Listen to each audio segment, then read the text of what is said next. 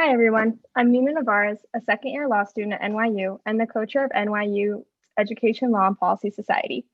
Caption is available in English and Spanish via the YouTube link and the captioning link provided in the email sent out earlier this afternoon. Before we hear from our moderator, Randy Levine, I'd like to take a moment to welcome everyone, thank those who have supported this event, and share some logistics. Tonight, our audience consists of people occupying many different roles in the New York City educational system. Students, parents, educators, lawyers, law and graduate students, and school support staff. While each of us has a different relationship to the topics discussed here tonight, we hope this event provides all of you with a sense of what each candidate envisions for New York City students and school communities. Next, I'd like to thank my co-chair, Adi Talapa, and Eric Ralston, Josh Malkin, and Lars Odlin from Columbia Ed Law, who approached us in November with what we thought was a pretty ambitious idea. With the help of our respective law schools, we've turned that ambitious idea into an event we hope you'll find valuable. In light of the virtual format, we ask that you're patient with us and the candidates if we encounter any technical difficulties. We will do our best to ensure that any issues are handled promptly. Tonight, we'll be hearing from 8 of the leading candidates running to be the New York City mayor. We had also planned to hear from a 9th candidate, Andrew Yang, but unfortunately he has a conflict and will not be able to make it. We'll have the opportunity to hear from each candidate one at a time so you can hear how each individual candidate would approach a range of issues. Candidates will all have 15 minutes of screen time, and they're speaking in the predetermined random order just displayed. Now, before hearing from our first candidate, we'll hear further opening remarks from Randy Levine, the Policy Director of Advocates for Children of New York and tonight's moderator. Advocates for Children is an organization that aims to protect each child's right to an education, with a focus on students from low-income backgrounds through its free legal services, policy advocacy, and litigation. Randy also co-teaches NYU's Education Advocacy Clinic. Randy will be moderating tonight's event and has formulated questions that we hope will provide you with an understanding of how each candidate will shape the educational opportunities afforded to New York City students. With that, I'd like to welcome Randy. Thank you, Nina. As a proud graduate of New York City Public Schools and Policy Director of Advocates for Children of New York, it's an honor to join you tonight for this important conversation about the future of education in New York City with 8 of the leading candidates for mayor. Thank you to everyone watching for taking the time to join us this evening. Thank you so much to Columbia Law School's Education Law and Policy Society and NYU School of Law's Education Law and Policy Society for organizing and hosting this event and inviting me to participate. And I want to acknowledge 5 law students who worked very hard to plan this forum: Adi Talapa, Eric Ralston, Josh Malkin, Lars Odlin, and Nina Navarez. For those of you who don't know Advocates for Children, we've been advocating for almost 50 years to ensure a high-quality education for New York students whose needs are often overlooked, such as students with disabilities, students from immigrant families, students who are homeless, students in foster care, students with mental health needs, and court-involved youth. Each year, we help thousands of individual families navigate the New York City school system, providing free advice, advocacy, and legal representation. We also offer Know Your Rights webinars and guides to provide parents and professionals with the information they need to advocate effectively on behalf of their children. And based on our experience on the ground assisting individual students, we identify barriers and advocate for system-wide change to strengthen our schools. To learn more about Advocates for Children and how to get help, we encourage you to visit our website, www.advocatesforchildren.org. Over the past year, the students we serve have faced immense barriers to learning. Students who had to wait months for needed technology, students whose parents speak a language other than English or have low digital literacy and were expected to help their children with online assignments available only in English. Students who are living in homeless shelters or overcrowded apartments and lack a quiet spot to study. Students whose days are now spent caring for younger siblings or ill family members. And students whose special education services simply don't translate over a screen. And for many students, the disruption to education has been devastating.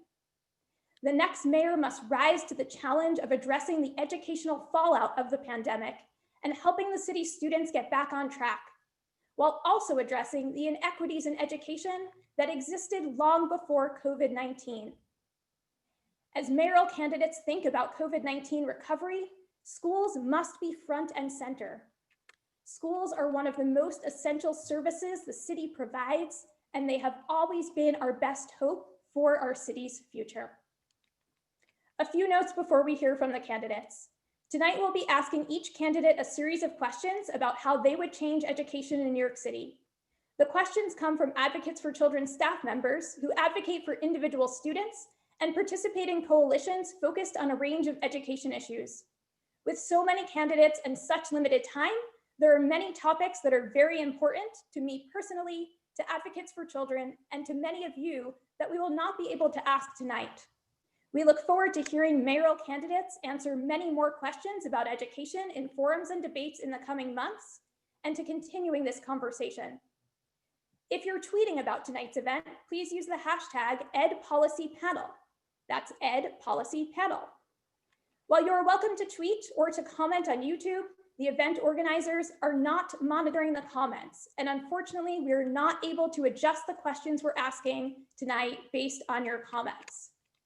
Finally, we encourage everyone to learn about our city's new ranked choice voting system, which will be in place for the primary election in June, and will allow you to vote not only for your first choice candidate, but to rank up to 5 candidates in your order of preference. So please listen carefully to all the candidates who are here tonight, and please go out and vote this year. Now to begin, it's my pleasure to introduce Diane Morales. Hi, Diane Randy. Morales, good evening. Diane Morales is a longtime leader and founder of social services nonprofits, most recently leading Phipps Neighborhoods, an anti-poverty organization in the Bronx. She was a founding board member of Jumpstart, a national nonprofit that prepares preschoolers for kindergarten. And Jumpstart was actually my work study position while I was in college. Thank you so much for joining us. As a reminder, we're asking candidates to keep each question to 2 minutes so the audience can hear from you about a range of education topics. So let's begin. The next mayor will take office at a time when students have experienced unprecedented learning loss, with a disproportionate impact on students of color, students with disabilities, English language learners, and students who are homeless, among other historically marginalized populations. What will you do to get students back on track following the pandemic? Thank you, Randy, for that question. And thank you all for being here tonight. It is really a pleasure to have this opportunity as a former educator, as the mother of 2 New York City public school graduates, both of whom had IEPs, and as a lifelong advocate for for students in our system.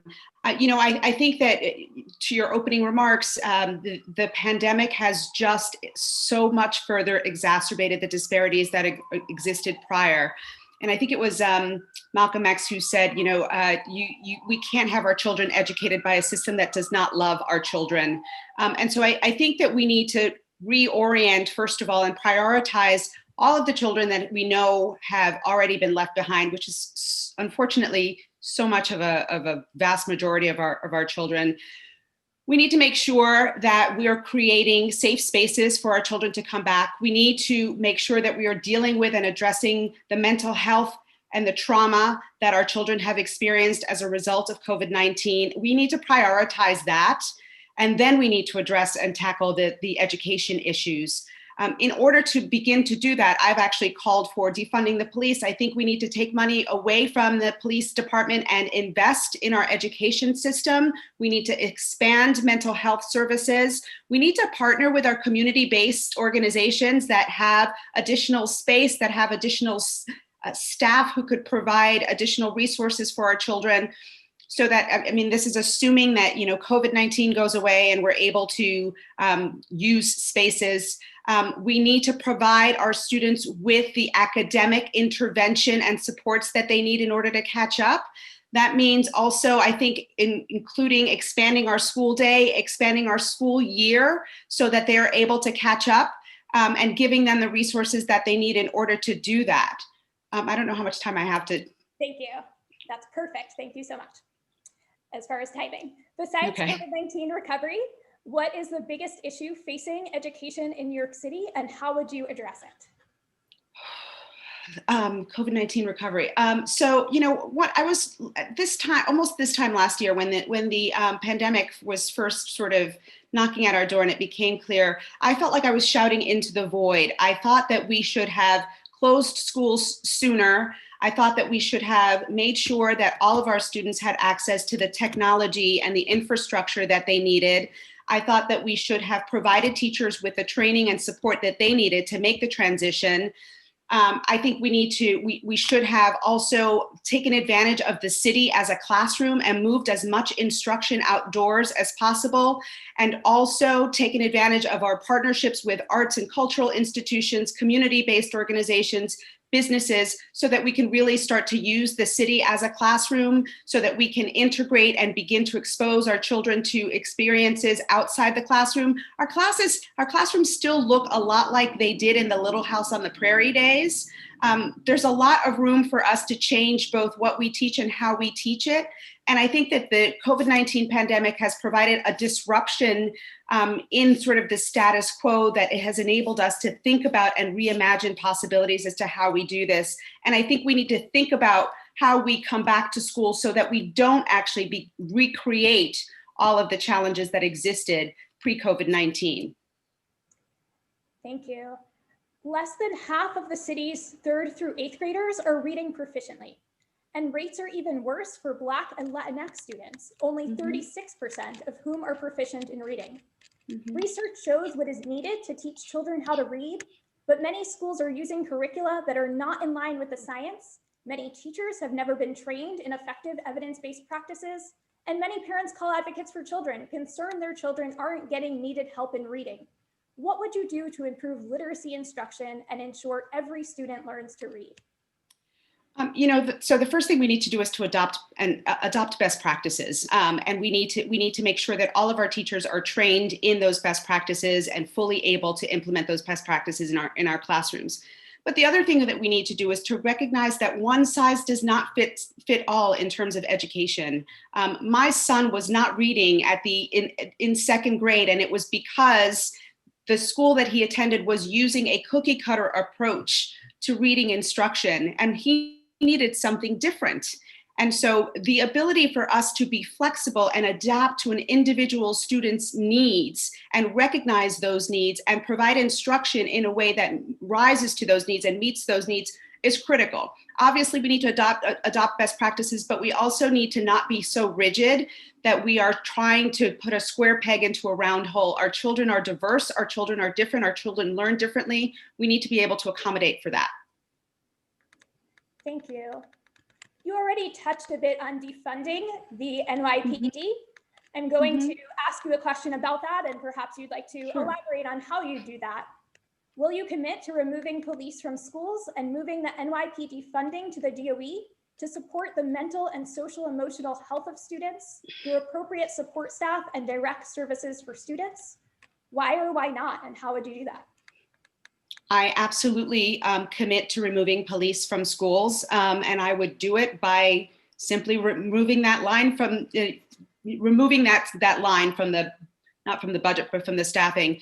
We need to not just remove police from schools, we need to overhaul the discipline system, including how expulsions and suspensions happen, and the sort of school to prison pipeline needs to be halted.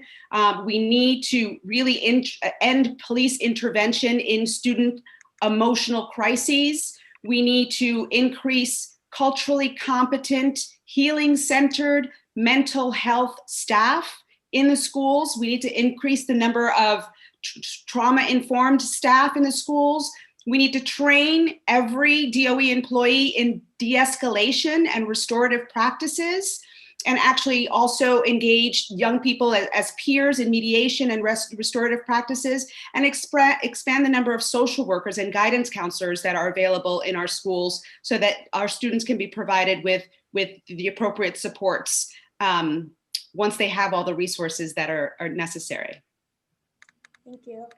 Our city has one of the most racially segregated school systems in the country, and there are racial disparities throughout the education system, in high school graduation rates, suspensions, special education classifications, And who has access to screen schools and enrichment opportunities? To give just a few examples, what would you do to tackle the racial inequities that pervade the New York City school system? So I have already spoken publicly about my belief that we should remove all screenings and all barriers to access to schools that exist currently. I think that also means that we need to look at redrawing district lines and district boundaries.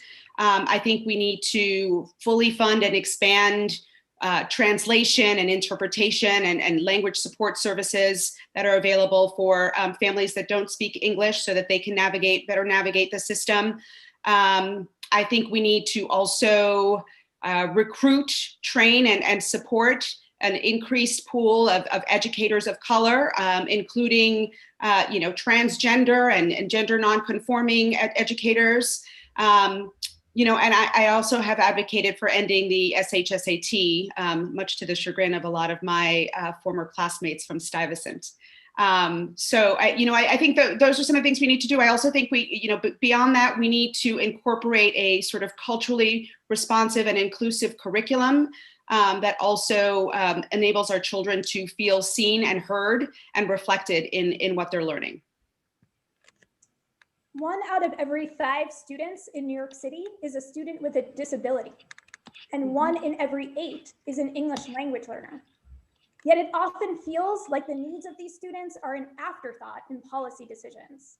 What would you do to improve the education of students with disabilities and English language learners and ensure that these populations of students are not overlooked? In the most simplest of ways, I think we need to center and prioritize those children. As the mother of 2 children with IEPs who really had to struggle in order to get their needs met, we have to create a system that's much more accessible to parents in order to be able to understand what their children's needs are and be able to access what their needs are. We have to be much more flexible. We have to be able to provide instruction, again, that is targeted towards the way that our students learn. And we also have to ensure that our students are being as fully integrated in that process as possible. So, I think our educators are our greatest resources. I think that more often than not, teachers know what to do. If they're given the right training and support, they will be able to meet the needs of our students. But we actually need to plan for that. And we need to plan to provide instruction to a diverse pool of learners in a way that we've not been able to do that. We need to do it in a culturally and linguistically appropriate way.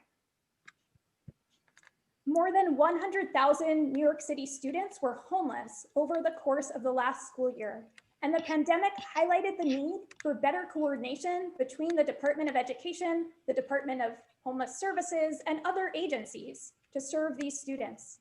What would you do to bring the city's agencies together to ensure that students who are homeless have the support they need to thrive? I'm all too familiar with this problem, unfortunately, as someone who led an organization that operated shelters for families over the last decade. There is absolutely no coordination between the Department of Homeless Services and the Department of Education. We actually, I would suggest that we unify those two things, that there be a specific sort of unit that is connected to the Department of Homeless Services that operates within the Department of Education. Too many of our children get lost in the process. Too many of our children get displaced.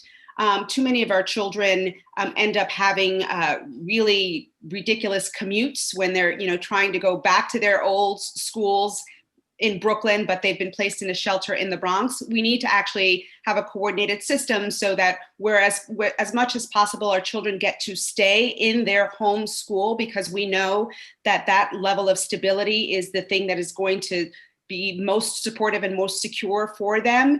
And then we need to make sure that the system is serving the child at the center rather than the child and the family having to navigate multiple systems. And that's a critical flaw. And finally, if you become mayor, what are some of the qualities you'll be looking for as you select your new chancellor?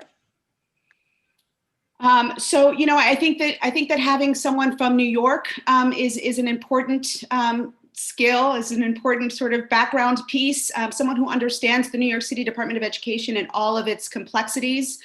Someone who has a level of cultural competency to understand who the community is that we serve, and someone who is committed to desegregating our system, creating equity and justice in our system, and actually making our system, our Department of Education, actually become the best department of education in the country. Someone who has been an educator and is able to respect parents, teachers, and students, and provide them with avenues to have voice in the sort of operations and the management of the Department of Education is someone who I would value.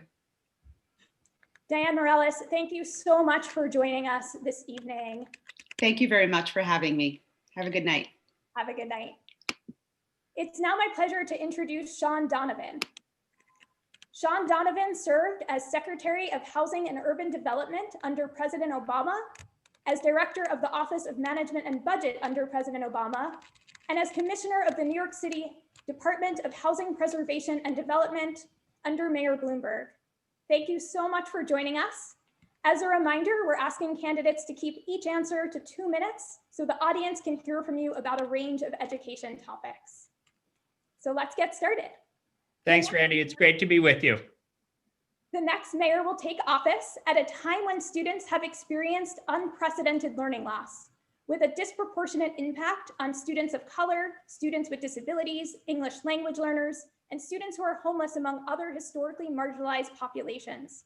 What will you do to get students back on track following the pandemic?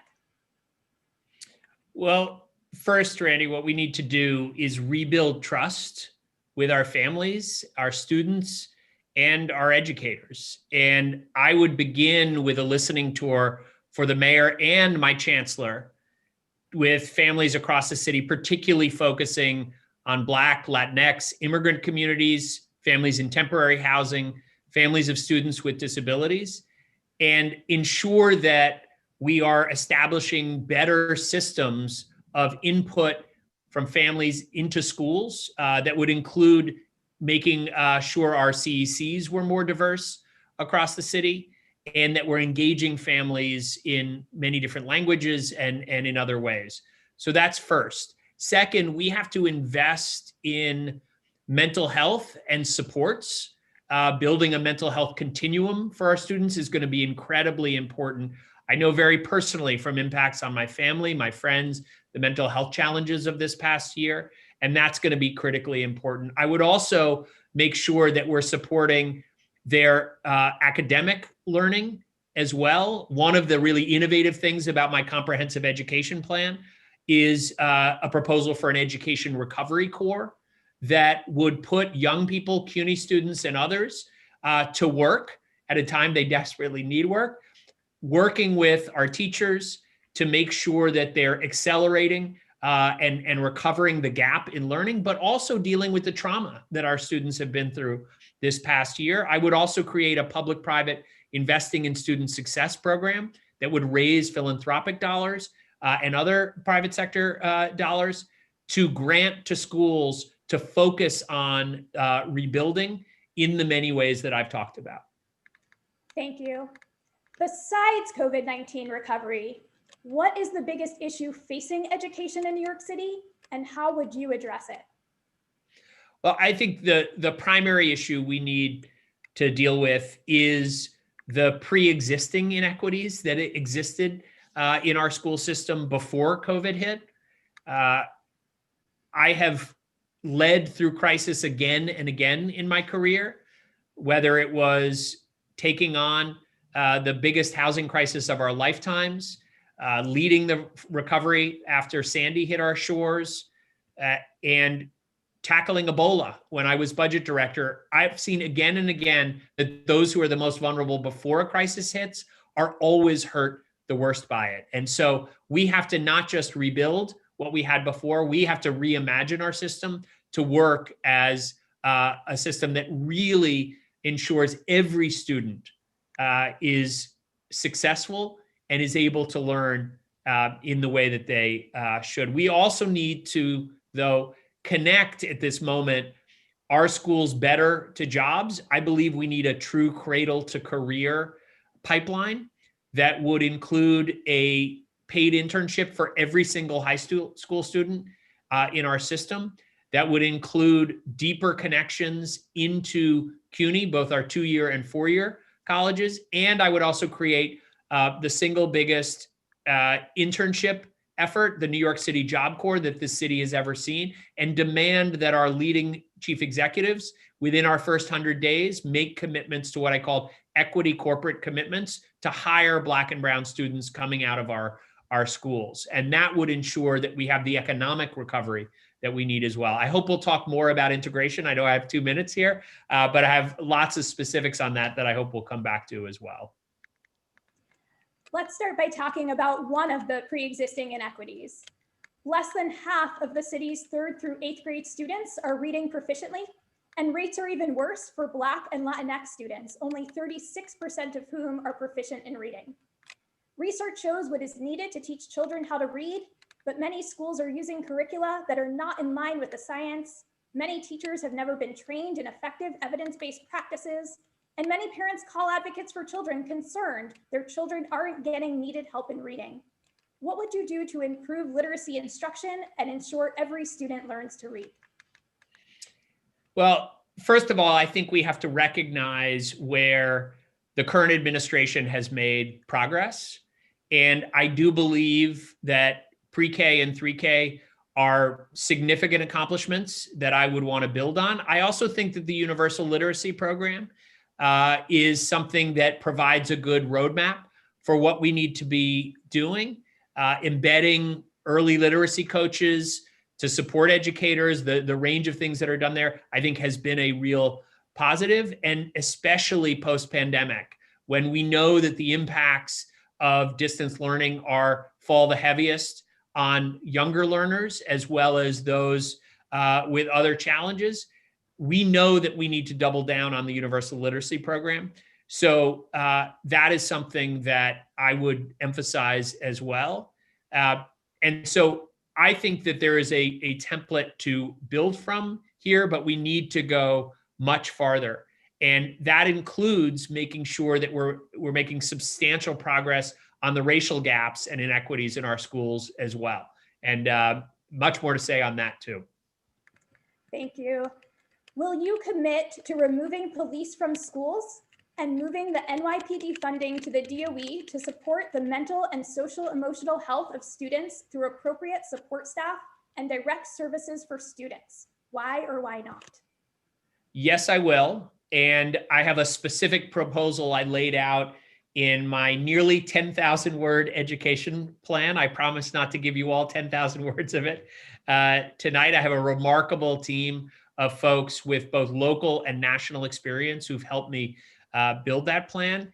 And absolutely, I'm committed to, first and foremost, making sure that we're dealing with violence and crime as the public health issue that it is.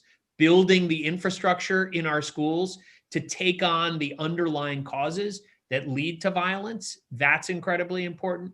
But also making sure that we transition from police in our schools to what I call PPARs. These are coordinators who would really focus on the social and emotional development of our kids to deal with the underlying challenges that often lead to violence. I've also proposed that we should add 150 social workers to our schools as part of that improved investment in these underlying causes, and make sure that we are also giving a pathway for those who currently serve in schools as safety officers, to make sure that, particularly because they're majority women and women of color, that we make sure we provide a pathway with the training, the de-escalation, and other steps that need to happen to make sure that we're opening a pathway into those coordinator jobs as we're transitioning.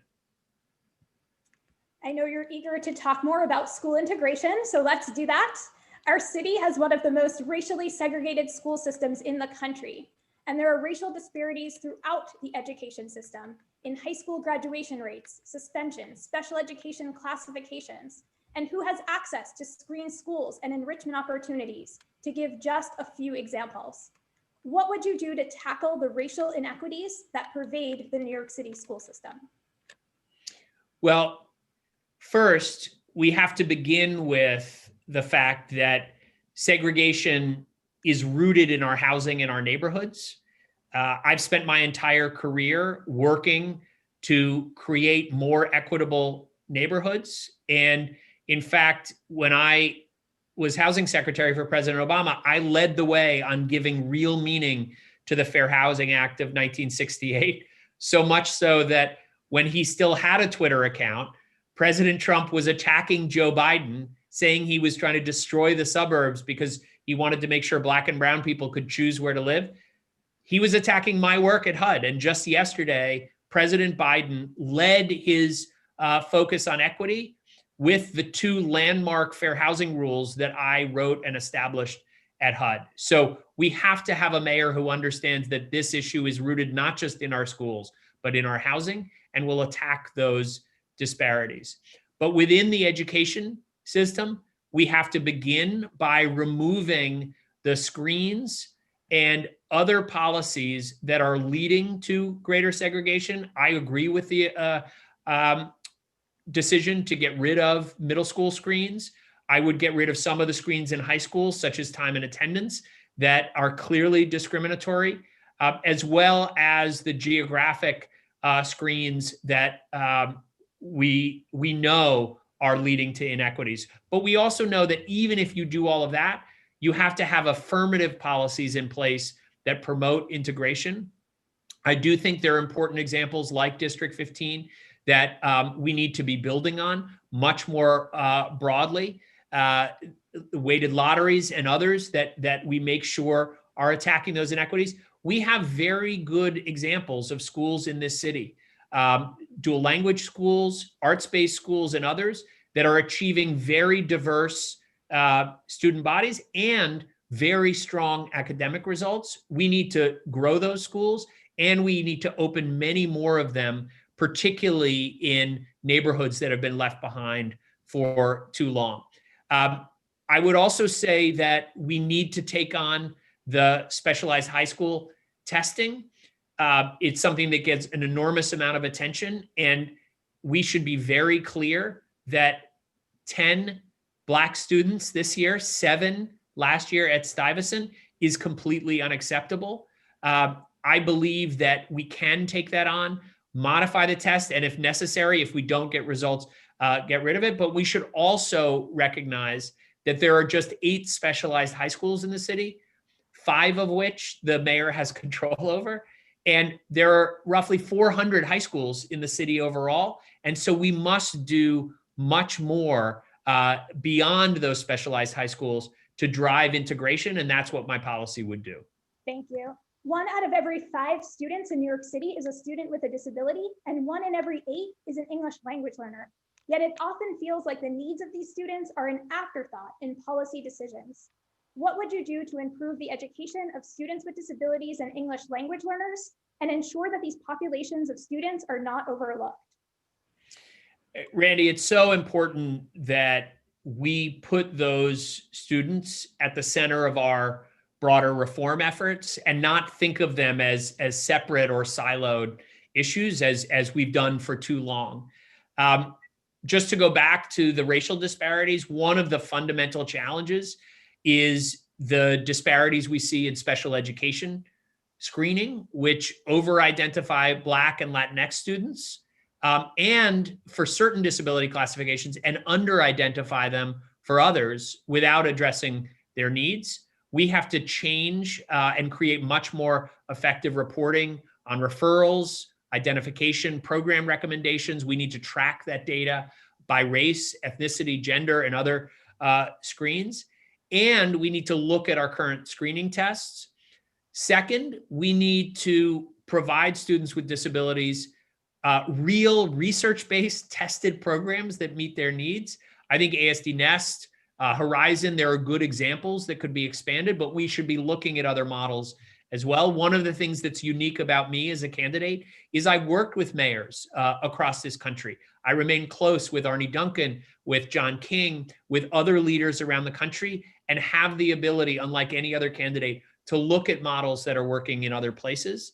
And we should drive quality special education earlier into the 3K and pre-K programs in ways that really start to make sure that we don't see these disparities for students with disabilities emerging as early as we do.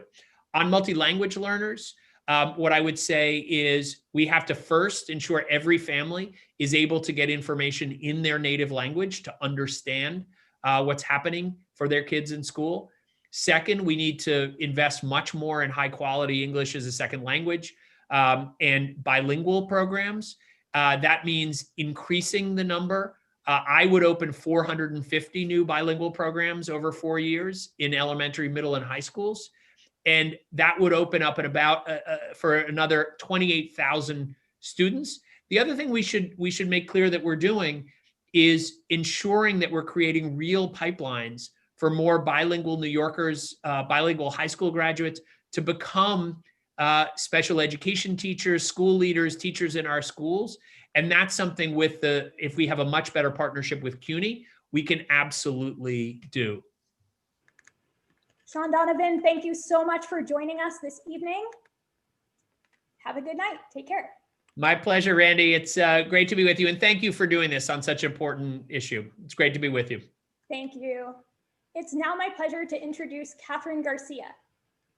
Catherine Garcia has held a variety of positions in our city's government, most recently serving as Commissioner of the New York City Sanitation Department and the COVID-19 Food Czar. She previously served as Chief Operating Officer of the city's Department of Environmental Protection. Thank you so much for joining us. As a reminder, we're asking candidates to keep each answer to 2 minutes so the audience can hear from you about a range of education topics. So let's dive right in.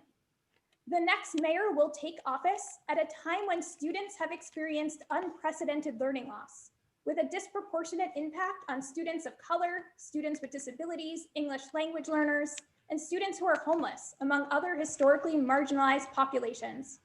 What will you do to get students back on track following the pandemic?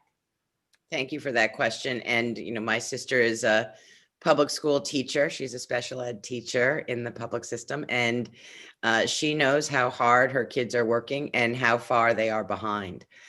We need to be prepared with rapid remediation, whether or not that's push in or pull outs to get kids back on track.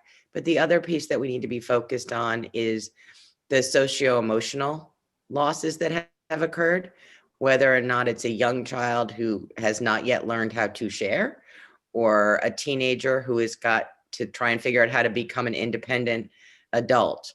For a 5-year-old, they've spent 20% of their life isolated in COVID. We need to have a plan for both their mental health, as well as making sure that they're getting all of the remediation that they need to step them up and catch them up. Thank you.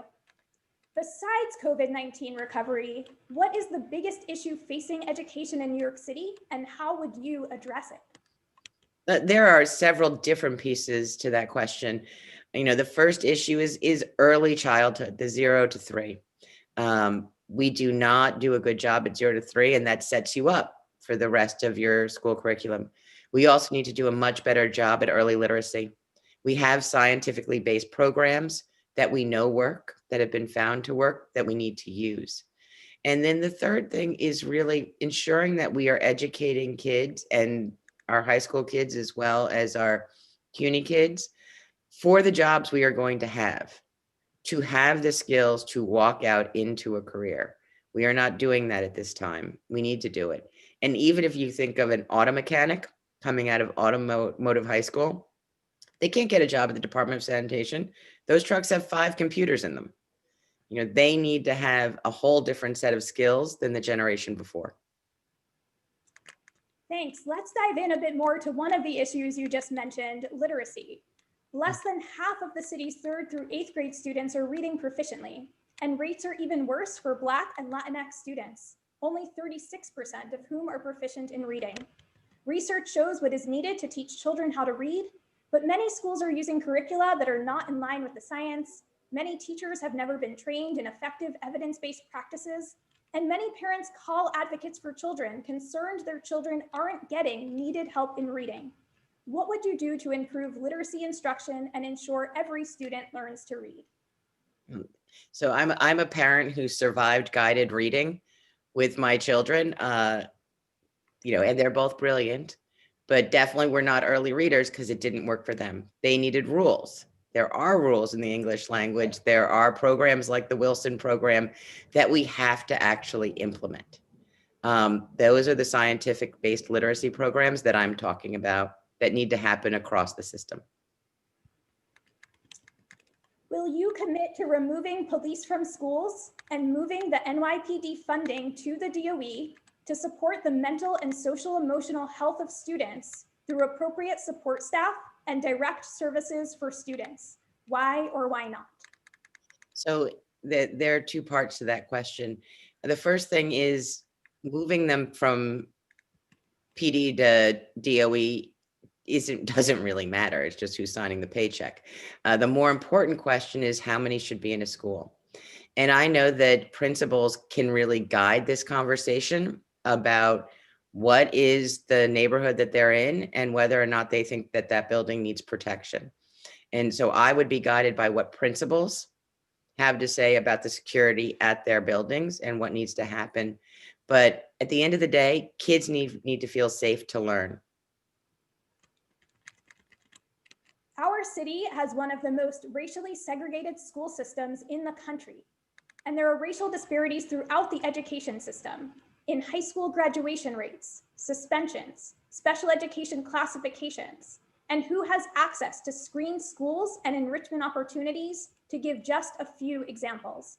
What would you do to tackle the racial inequities that pervade the New York City school system?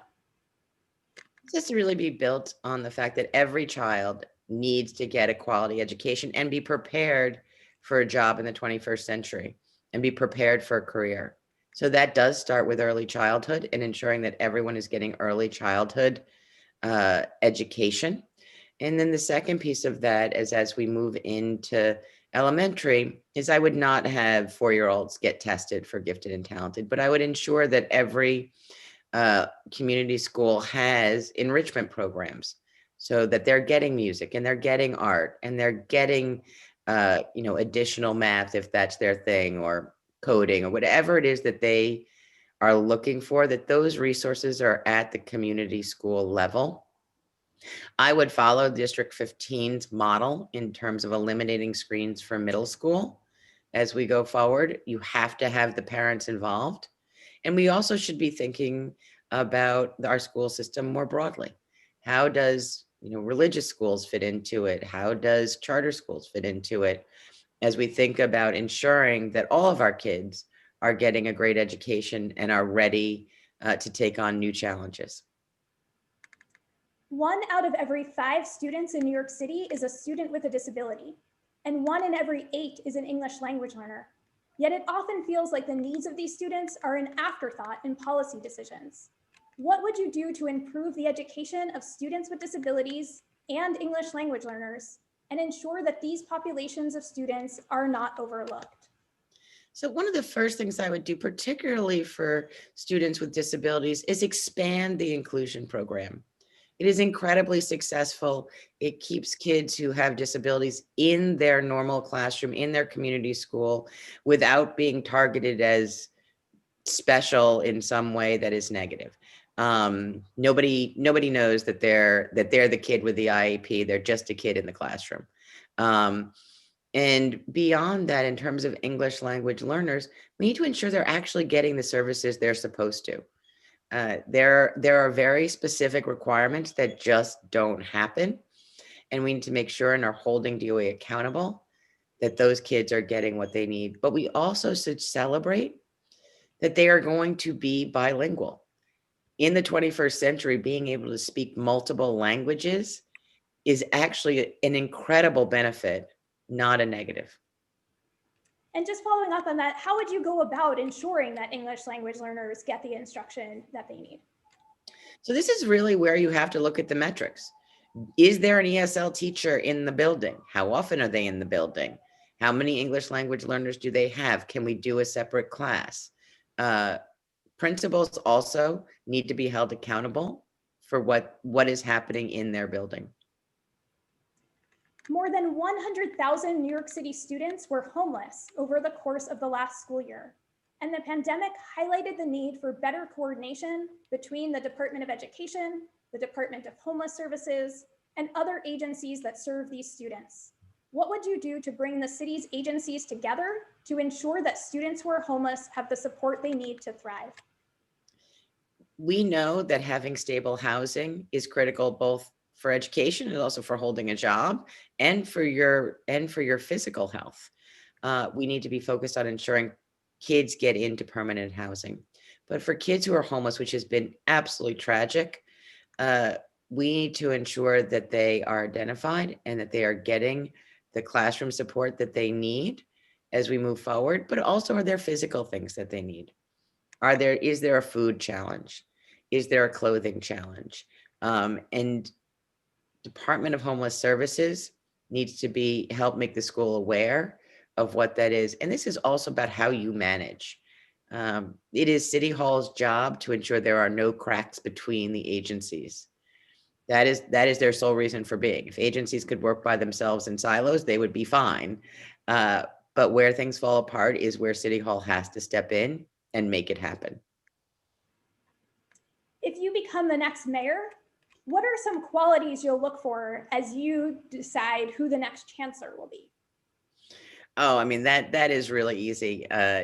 Great educational depth, real focus on how to manage principals in classrooms, showing that they have actually been successful in educating children from disparate backgrounds, and that they have evidence of that. But I would hope that when we do a search for the next chancellor, that comes from someone within DOE, that we have the talent that we have grown to hopefully be able to do that promotion internally.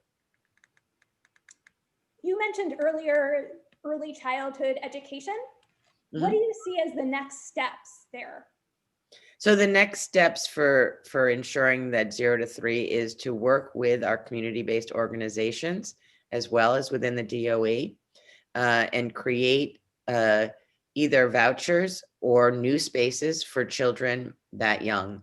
It's also not only for their education, but goodness gracious, women have such a hard time. And I mean, I wish that it was men too, but even for families, it's usually women where they end up having to step back from being able to work or put their kids in poor quality care because they have to work, and how hard that is on them being able to maintain employment and a stable household for that kid, which is also critical for their learning in the long run.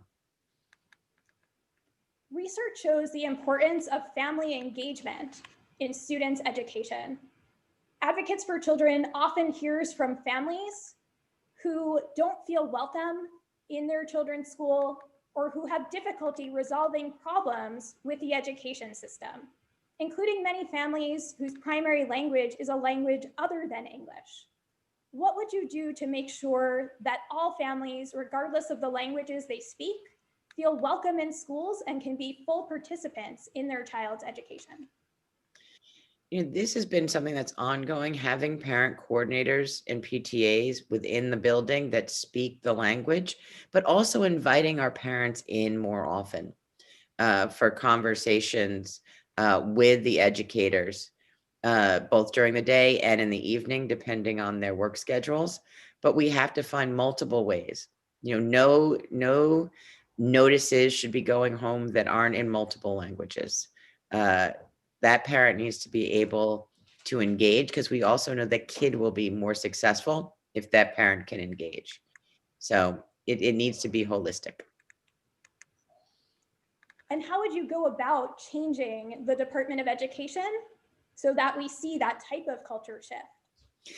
Yeah, so I've thought about this quite a bit, and one of the first things I think about as someone who has managed very large organization is the flatter you can make it, the more effective the mission that you are trying to drive is transmitted to the front line, which means that many layers of management at Tweed, I think, are unnecessary. They should solely exist to make the principal more effective. So if the principal needs a geometry teacher right now, that sort of falls on the back of the principal to go recruit. So if they're great at it, they get the best geometry teacher. But Tweed's not even part of that process or feeding people to them that could be helpful. So I think that empowering principals, making it so we're flattening out the organizational structure and eliminating busy work for principals and assistant principals is very important. I mean, I know that right now principals that I've been talking to will say, oh yeah, I'm out of compliance. I'm supposed to have a gym teacher, but like, I needed 3 third grade teachers and there wasn't enough money in the budget to do both. And I made the decision that I wanted 3rd grade teachers, and we'll get the teachers to jump them up and down during the day or something, but I don't have enough funding for this. And so rather than just pouring compliance issues onto principals, really talking to them and getting their thoughts and having them feel empowered but supported. In our last 30 seconds, you mentioned school safety earlier in this conversation. What does school safety mean to you? What do we need to do in order to ensure that all students, including students who are Black and Latinx, feel safe in their schools?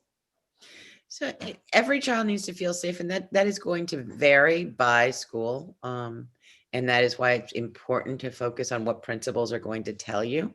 But it might be dangers that come from outside the building, where you don't want that person or coming into that building, and that you want to have security there. It could be that there is bullying happening in the building.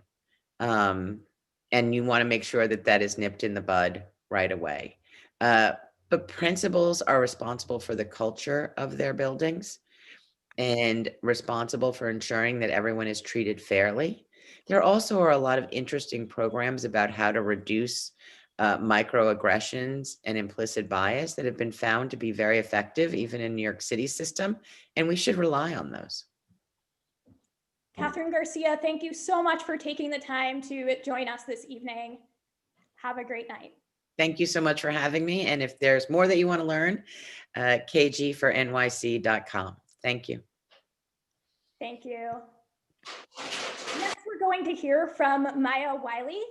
I understand that she's running just a minute behind, so we're going to give her a minute to log on to Zoom.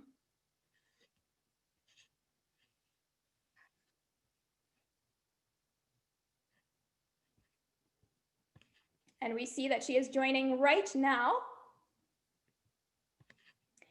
It's now my pleasure to introduce Maya Wiley. Maya Wiley is a lawyer, professor, and civil rights activist. She formerly served as counsel to Mayor de Blasio, and after leaving City Hall, served as chair of the Civilian Complaint Review Board. She also served as co-chair of the School Diversity Advisory Group. Thank you so much for joining us. As a reminder, we're asking candidates to keep each answer to 2 minutes so the audience can hear from you about a range of education topics. Going to jump right in. The next mayor will take office at a time when students have experienced unprecedented learning loss, with a disproportionate impact on students of color, students with disabilities, English language learners, and students who are homeless, among other historically marginalized populations. What will you do to get students back on track following the pandemic? Thank you, Randy, and it's a pleasure to be here. This is a question I'm hearing from parents all over the city. It has affected every child, but disproportionately our students of color and low-income students of every race. It starts with recognizing that COVID flattened the box. It's not even about breaking out of it. It is flattened. And we have to look at the innovative programs we currently have in our system that have never been taken to scale. There are some innovative ones like P-TECH that have demonstrated that we know that even students who are behind grade level can do advanced level work. And we have to have a 21st education system that recognizes we weren't innovating in education and curriculum. And this is our opportunity to take our educators, our principals, look at and understand where and how we've had these kinds of innovations in the system, and do it in a way that marries it with solving the underlying problems we know students have. So we need some trauma-informed care. We know we also have traumatized students, and so many of them are those students, the 100,000 students that were homeless or come from communities that have high rates of COVID deaths and an increase in gun violence. And all of that interrupts educational attainment, but we can solve that by investing and making sure we have social workers and school guidance counselors in every school. And we can also do it by having what we've seen work in wraparound services and community partnerships, so that we're thinking about the whole child and the whole family as we're innovating to not just bring kids back, but bring them back in a way that treats them as a whole human. I know we can do that, and that's what I'll focus on. Thank you.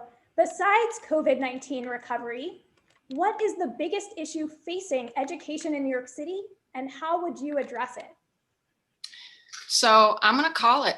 It's systemic structural inequity, and race is a big part of it, and the inequality in our resources in communities of color and in our public schools because of it. And so one of the things we have to do is we have to change the way we have structured education in this city. We have to recognize that we have schools that have very, very high percentages, for example, of students who have learning differences and other disabilities, and they're not getting the investments and support they deserve. And we have some schools that don't have very high student populations like that. So when we looked at school diversity in the School Diversity Advisory Group that I was privileged to co-chair, one of the things that we said is diversity means we're really looking at the makeup of our schools, but we're not just looking at it from a numeric sense, right? We're also looking at it from the sense of how are we looking at our learners, because that's what all our kids are, and making sure we're investing in their opportunities, including opportunities that recognize every child can do some advanced learning in something, right? And investing in that. So unless we're willing to confront the inequality in our system that is also about inequality that are in our communities, frankly, we're just going to recover to January 2020. And I'm not going to do that. We're going to transform the system so that we're actually innovating, integrating, and ensuring that we're recognizing the inequities that have existed for far too long. And we're starting to fix them. And we're doing it in partnership. Let's talk about one of the areas where we've seen longstanding inequities. Less than half of the city's 3rd through 8th grade students are reading proficiently, and rates are even worse for Black and Latinx students, only 36% of whom are proficient in reading. Research shows what is needed to teach children how to read, but many schools are using curricula that are not in line with the science. Many teachers have never been trained in effective evidence-based practices, and many parents call advocates for children concerned their children are not getting needed help in reading. What would you do to improve literacy instruction and ensure every student learns to read? Well, look, I know this problem personally. I've spent a total cumulatively, if I add up the years for both of my kids, I have 2, 15 years as a public school student, They were students. I was the parent. But as a public school parent, navigating all 3 levels of this system.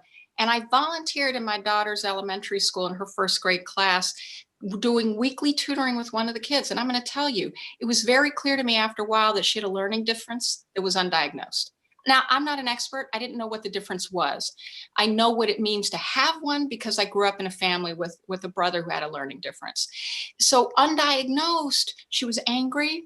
She had a low self-esteem. So a big part of it is we have to both, yes, use the research to make sure that we're doing innovative curriculum and not sit with the same old stuff that doesn't work. And so many kids with learning differences have ways of learning reading like Orton Gillingham that actually work for a lot of kids, including kids who don't have dyslexia. I've seen it work, but utilizing that, but yes, we have to support our teachers and train and support them in training, also supporting IEP teams to make sure that we're identifying students who learn differently. They're smart, they can learn, but we have to recognize that the how has to be tailored to them. And I think we have so much opportunity in our school system to learn from models and from strategies that recognize we have to start with the individual student. And there are lots of ways we can start doing that in our classrooms, even when teachers have more than one. So that's what we'll do. Thank you. Will you commit to removing police from schools and moving the NYPD funding to the DOE to support the mental and social emotional health of students through appropriate support staff and direct services for students? Why or why not? Absolutely, yes. Counselors, not cops. It is not an appropriate policing role. And look, we have the opportunity to do something that is important for every last one of our kids, and that's create student support teams. That means having counselors and other specialists in the school and being on teams with educators, with administrators that are identifying and locating and supporting kids in their full sense. I've seen it personally when a child in one of my daughter's classes threatened to bring a knife to school and stab her. Fortunately, an assistant principal overheard it. They created informally, and just as a school leadership that was creative, but essentially what they did is they created a support team around that kid. 3 months later, he was a different kid.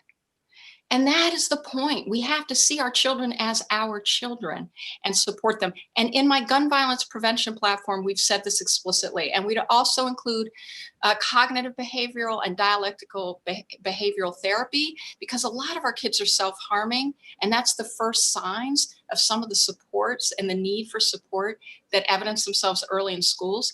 And we'd put those services and create those services for our kids. You mentioned school diversity as a priority. Let's talk some more about that topic. Our city has one of the most racially segregated school systems in the country, and there are racial disparities throughout the education system in high school graduation rates, suspensions, special education classifications, and who has access to screen schools and enrichment opportunities, to give just a few examples. What would you do to tackle the racial inequities that pervade the New York City school system? Look, when I was young, I went to the neighborhood public school in my Black neighborhood, and it was segregated, it was overcrowded, and it was underfunded. And I was at the top of my class with two parents who between them had more than 8 years of graduate level education.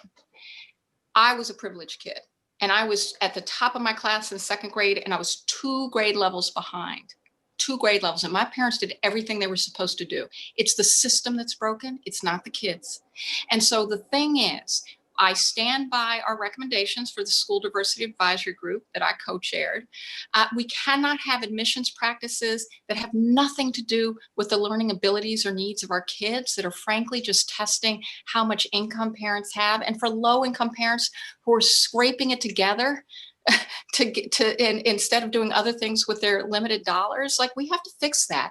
But the other thing we have to do is create more innovation and creative programs that really are meeting the needs of our kids. And we have to do that by partnering with communities, parents, teachers, all the stakeholders, principals, that say, what's going to work for us? It's one of our overlooked recommendations in the School Diversity Advisory Group is, we didn't say we had all the answers. What we said is, we got to pull folks together, recognize it's not a one size fits all answer, district to district or borough to borough. We have to start where we are, and we have to include people in the decision making and the innovating, and come together and make our schools better, because we all want it. They're all our kids. Thank you. 1 out of every 5 students in New York City is a student with disability, and 1 in every 8 is an English language learner. Yet it often feels like the needs of these students are an afterthought in policy decisions. What would you do to improve the education of students with disabilities and English language learners, and ensure these populations of students are not overlooked? Yeah, my daughter had a kid who was Tibetan, who had just moved to the United States, joined her class, and not a word of English. They put him in a classroom full of kids, not one of whom spoke Tibetan. And it was a real struggle for the teacher. And a big part of what we have to do is look at language learning, and we have to look at language learning as multiple language learning, and create and support our teachers in our schools and the services and supports, so that students who speak other languages, and same with students who have different learning differences. And we have an opportunity to do more mainstreaming too with many of our students who will actually get a heightened educational outcome as a result, as well as the students that are in classrooms with them. We have models that exist for that. But one of the things that I think we have to recognize is it's an asset to have students with so many different languages in our schools. And we can and should create more dual language learning opportunities, because that's something parents want, something students want, and it's something that will also help and work with students who speak another language, who become an asset to the classroom. More than 100,000 New York City students were homeless over the course of the last school year, and the pandemic highlighted the need for better coordination between the Department of Education, the Department of Homeless Services, and other agencies to serve these students. What would you do to bring the city's agencies together to ensure that students who are homeless have the support they need to thrive? So let me just say, when I was in City Hall, I was privileged to have a very big goal, which was universal broadband access. And not something the city had ever done before or thought about before. And the way we got every single unit in Queensbridge houses free broadband, and this had nothing to do with COVID, was that I pulled 4 different agencies together. I figured out lines of revenue and budget, and I got them working together, and we got it done. And it is critical that government partner with itself if it's going to be transformative, including for students who are homeless. Because first of all, that New York Times story that I'm sure many of us read, that was shocking, that we couldn't get more online connectivity for students who are homeless at a time when the only educational option for so many was online. That can be fixed, and that will be changed in my administration. But the other thing is the homelessness problem itself. We have the opportunity now, and I have a $10 billion capital construction plan that is going to include permanently affordable housing. It's going to include solving community problems. So we are going to make sure there are many fewer children who are homeless in the first place, as well as ensuring they have connectivity. And we learn from this crisis and innovate as a result of it. And that does mean government partnering with itself, which is something I was privileged to do when I was in government. Maya Wiley, thank you so much for taking the time to join us tonight. Good luck out there on the campaign trail. Thank you, Randy. Thank you, everyone. Be safe and be well. It's now my pleasure to introduce Eric Adams. Eric Adams is currently the Borough President of Brooklyn, a position he has held since 2014. Previously, he served as a state senator and an NYPD captain. Thank you so much for joining us. Thank you. It's a pleasure to be here with you on such an important topic. As a reminder, we're asking all candidates to keep each answer to 2 minutes so the audience can hear from you about a range of education topics, and we'll jump right in. The next mayor will take office at a time when students have experienced unprecedented learning loss, with a disproportionate impact on students of color, students with disabilities, English language learners, and students who are homeless, among other historically marginalized populations. What will you do to get students back on track following the pandemic? Well, first, let's be clear about something. The learning loss and what has been happening in the Department of Education was not created based on the pandemic. 65% of Black and Brown children were not reaching proficiency on level 1 and level 2s. They were level 1s and level 2s. This has been a crisis for a long time. That's why I'm a big believer. We should not have allowed the summer months to go without some form of extended education. We should have utilized those months. I don't believe we could continue to follow the agrarian calendar. We must use remote learning in a real way to catch up, particularly in the areas of math.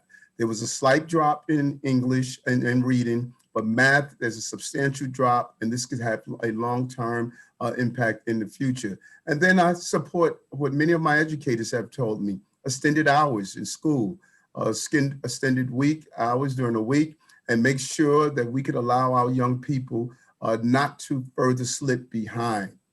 But then again, this was not a COVID crisis, and I refuse to accept the fact that we have ignored Black and Brown students in this city for far too long. Year after year, long before COVID-19 hit this city, we have been having a crisis, and it's time to think differently about ensuring our children, all our children, receive a quality education. So thinking beyond the crisis, besides the COVID-19 recovery, What is the biggest issue facing education in New York City, and how would you address it? The biggest issue is we have education wrong.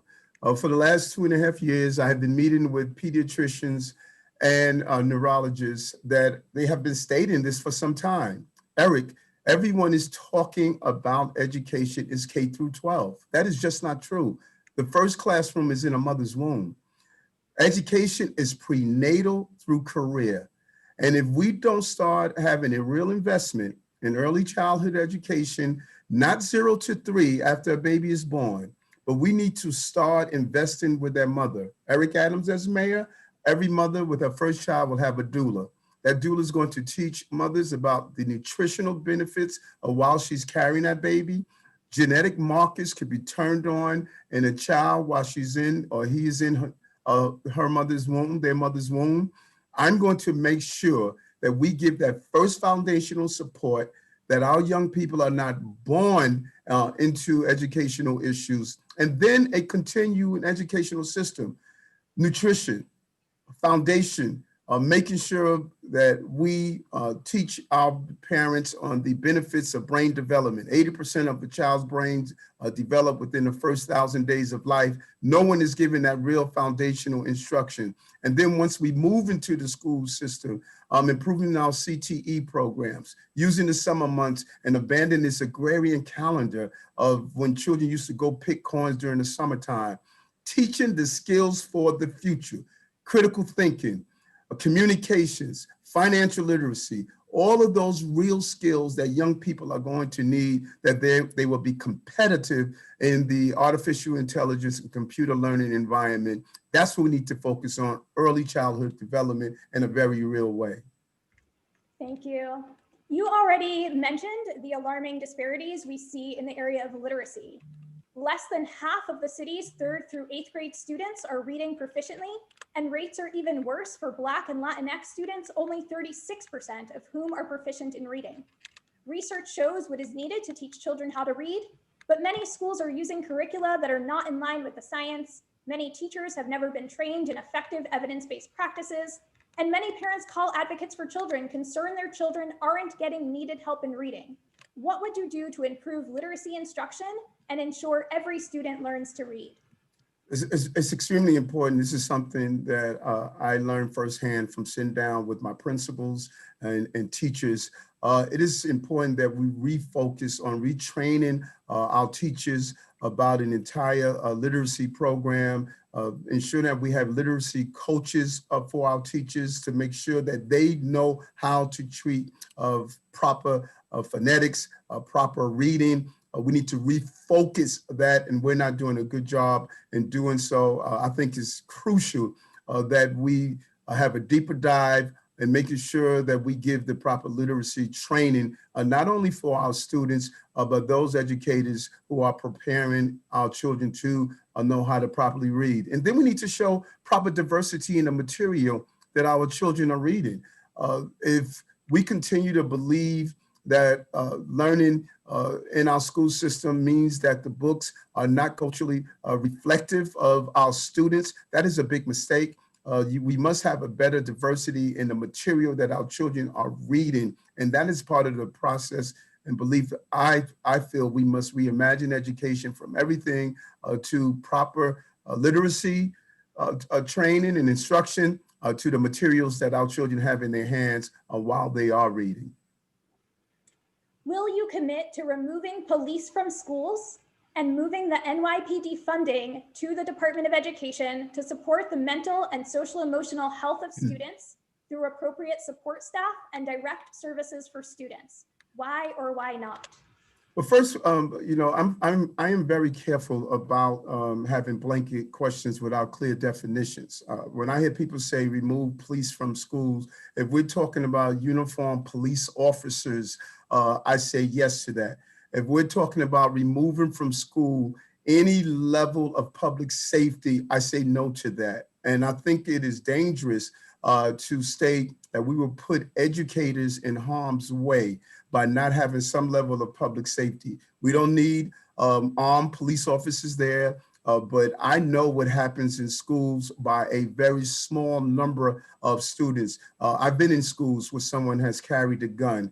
I've been in schools where someone raped a young person. And so when you have a dangerous environment that deals with imminent danger, we must make sure that you have proper trained individuals there to deal with imminent danger. You don't need a police culture. You don't need a law enforcement culture. You don't need the scanning and the body search devices. You should not be handcuffing children that I have fought against, even when I was with the police department and 100 Blacks in law enforcement who care. But what you must have, because you're dealing with children, you must have an environment where children can learn, a healthy environment, but you must ensure the safety of our children in the public school system. And there's a small number of students that are dealing with sometimes psychological illnesses or other issues that can be dangerous if you don't have someone there for an imminent threat inside our school buildings. Our city has one of the most racially segregated school systems in the country, and there are racial disparities throughout the education system. In high school graduation rates, suspensions, special education classifications, and who has access to screen schools and enrichment opportunities, to give just a few examples. What would you do to tackle the racial inequities that pervade the New York City school system? This is not new to me. I noticed across the board. I grew up in Queens. I was bused to Bayside High School, miles away from my home. I had to get up early. And it sent the wrong message that the only way I can get a quality education is to leave my environment of South Jamaica, Queens. It's unacceptable. And I have really walked in several schools in predominantly Black and brown communities. And inside the schools, I have witnessed classrooms where all the students are white.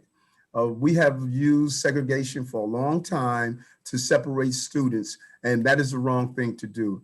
When we educate children, we should have a cross section of not only different economics, but different learning skills and learning abilities. And I think we need to re-examine any method or barrier that is preventing us from diversifying our schools, diversifying our classrooms, and diversifying the experience as we develop the full personhood of children. And that would be my focus. Diversity is one of the most important learning experience that our children would encounter. And I am going to push to have not a segregated school system, but a school system that is integrated with all the different ethnic groups that make up our city. This is what I push for in Brooklyn. When you look at the $165 million that I put in our schools, anytime an educator wants to know how well I have moved to integrate and push for an integrated school system, you could talk to any of my principals and educators here, and they'll tell you the advocacy I have around this in this area. 1 out of every 5 students in New York City is a student with a disability, and 1 in every 8 is an English language learner. Yet it often feels like the needs of these students are an afterthought in policy decisions. What would you do to improve the education of students with disabilities and English language learners and ensure these populations of students are not overlooked? Well, you're right. It not only feels like an afterthought, it is an afterthought. Let's be honest here.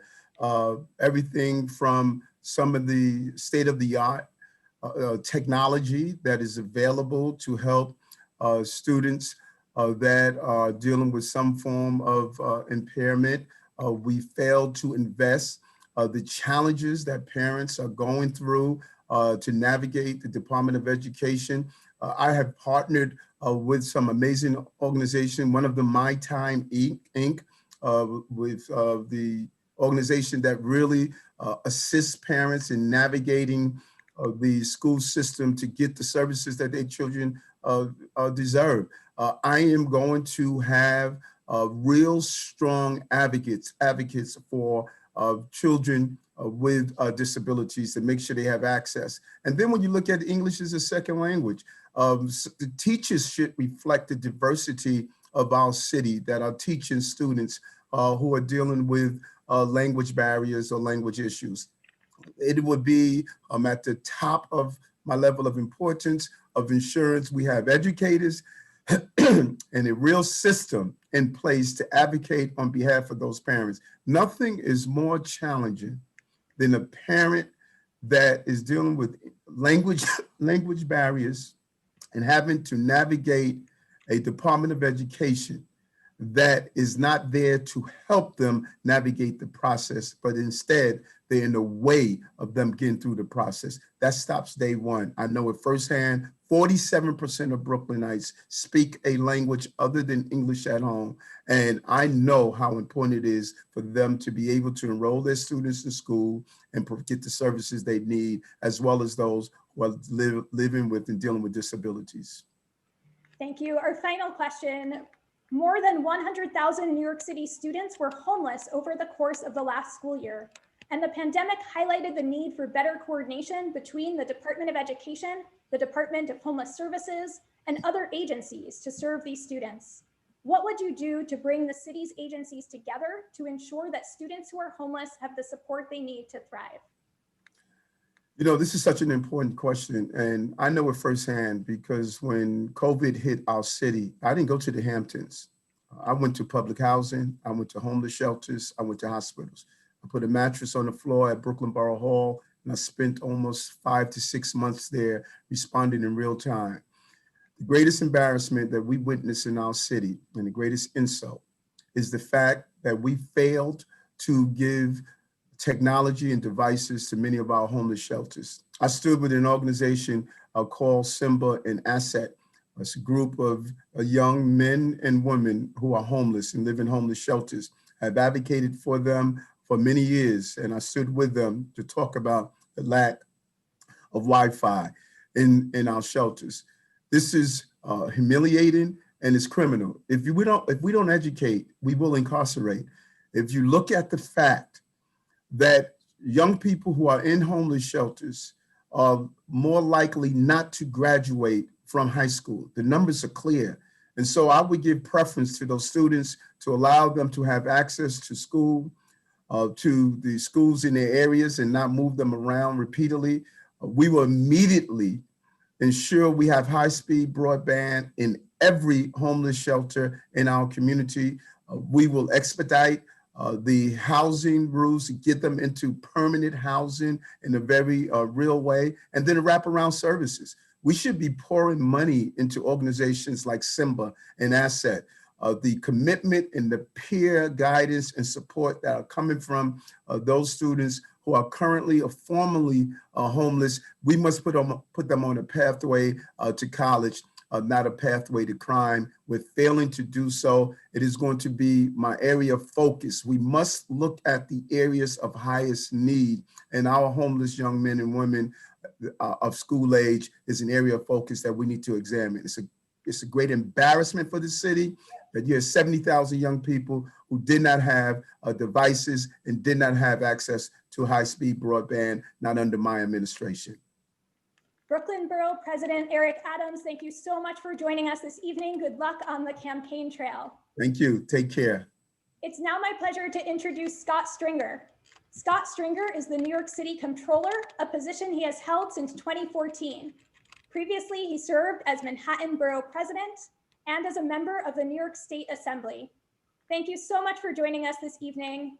As a reminder, we're asking candidates to keep each answer to 2 minutes so the audience can hear from you about a range of education topics, and we're going to jump right in.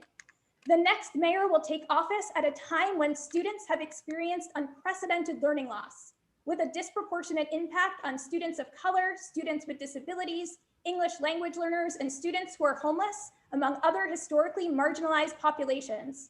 What will you do to get students back on track following the pandemic? Well, this has been an unbelievable moment for our children, and especially children who were already falling behind because of lack of access, and parents who were struggling just to keep up with their jobs and with their housing. And I think the pandemic has showed us that this has not been a fair and just learning experience. Look, I'm a parent of 2 public school kids. I have a 3rd grader and a 2nd grader. And I got married a little late in life, and now I've got these 2 wonderful boys. And look, as a parent, I have struggled during this pandemic, my wife and I, trying to give our kids the education resources they need. But I'm a privileged parent. I have a credit card. I can make the difference up for my kids. But the truth of the matter is, most parents are not in that situation, especially in struggling communities where people are barely making it. As of November, over 100,000 students lacked internet access in 40,000 households. And even worse, 60,000 students did not even have Wi-Fi enabled devices that they needed to connect. And 9 months into the pandemic, it's no excuse. The fact is that access to affordable high-speed internet must be universal.